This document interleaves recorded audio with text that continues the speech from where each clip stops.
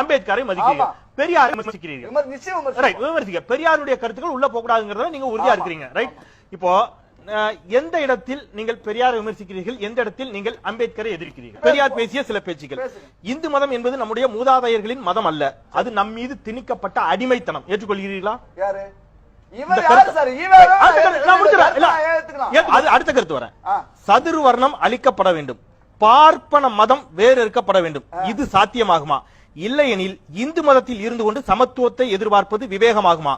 இதன் மூலம் சமத்துவத்தை ஏற்படுத்த மேற்கொள்ளும் முயற்சிகள் வெற்றி பெறுமா? ஒருவோரும் வெற்றி பெறாது.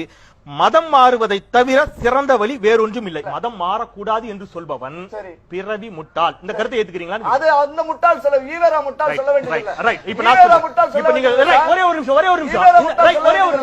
ஒரு நிமிஷம். நீங்க சொன்ன இந்த வார்த்தைகள் எல்லாம் பெரியார் சொன்ன வார்த்தைகள் அல்ல. 1936ஆம் ஆண்டு மே மாதம் 30, 31 ஆகிய 2 தினங்கள் மகாராஷ்டிரா மாநிலம் ஈரோடாவில் நடைபெற்ற மாநாட்டில் நீங்கள் இன்றைக்கு தூக்கி பிடித்த அம்பேத்கர் பேசிய வார்த்தைகள்.